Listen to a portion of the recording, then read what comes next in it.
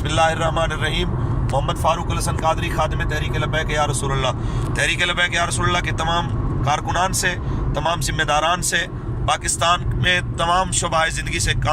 تعلق رکھنے والے نبی علیہ السلام کے غلاموں سے، ڈاکٹر سے، وکلاء سے، انجینئر سے، طلباء سے، تمام سے مخاطب ہوں کہ کل آسیہ ملونہ جس نے نبی علیہ السلام کی توہین کی اور اس کا اقرار اس نے سیشن کورٹ میں بھی کیا، ہائی کورٹ میں بھی کیا، اور سیشن کورٹ نے بھی اس کو سزائے موت دی اور ہائی کورٹ نے بھی اس کی سزائے موت برقرار رکھی۔ اب سپریم کورٹ اس کو بیرونی اشاروں کے اوپر اگر ریلیف دینا چاہتی ہے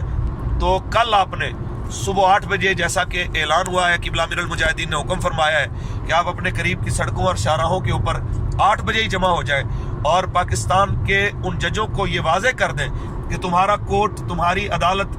9 بجے اوپن ہوگی، محمد عربی کے غلام 8 بجے ہی تیار ہیں اور تمہیں بتا رہے ہیں کہ پاکستان میں کوئی فیصلہ جو حضور کی عزت کے منافی ہو قبول نہیں کیا جائے گا اور آپ نے اس فیصلے تک کا انتظار کرنا ہے۔ اگر فیصلہ حضور کی عزت کے مطابق ہو، ان کی شایان شان ہو اور گستاخ رسول کی سزا برقرار رکھی جائے تو آپ اللہ کے حضور شکریہ ادا کرتے ہوئے دعا کر کے واپس آ جائیں، اور اگر حضور کی عزت کے منافی ہو اور گستاخہ کو ریلیف دیا جائے تو آپ بتا دیں کہ یاد رہے کہ اس پاکستان میں کسی گستاخ کو ریلیف دے کے کوئی حکومت نہیں چل سکتی۔ ہمارا جینا اور مرنا رسول اللہ کے لیے ہے۔ اس معاملے میں میں اپنی وصیت لکھ چکا ہوں اور میں اپنے تمام ساتھیوں کو، ذمہ داران کو یہی کہوں گا کہ آپ اپنی وصیتیں لکھ کے آئیں۔ ہم لوگوں کا جتنا لین دین ہے، جو قرض ہے، اگر ہم گرفتار ہوں یا ہم شہید کر دیے جائے تو ہمارا گھر بیچ کر، ہماری جائیداد بیچ کر وہ قرض ادا کر دیا جائے۔ ہم اپنی زندگی کے تمام وہ امیدیں، تمام خواب، وہ سب قربان کر سکتے ہیں، لیکن نبی علیہ السلام کی عزت و ناموس کے اوپر سودا کسی صورت بھی گوارا نہیں ہو سکتا۔ میں تمام ساتھیوں کو یہی کہوں گا کہ نبی علیہ السلام کی عزت و ناموس کے اوپر پہرے کے لیے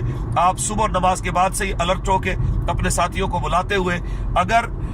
موبائل سروس بند بھی کر دی جائے، آپ نے بغیر کسی اور کال کا انتظار کیے ہوئے آپ نے 8 بجے اپنے قریب جو مقام متعین کرنا ہے وہاں پہ پہنچ جانا ہے اور دنیا کو بتا دینا ہے کہ پاکستان حضور کے غلاموں کا ملک ہے، یہاں پہ وہی قانون چلے گا جو حضور کی عزت کے موافق ہوگا، اور دنیا کو بتا دیا جائے گا کہ گستاخ رسول کی ایک ہی سزا، سرتن سے جدا، سرتن سے جدا۔ لبیک لبیک لبیک یا رسول اللہ۔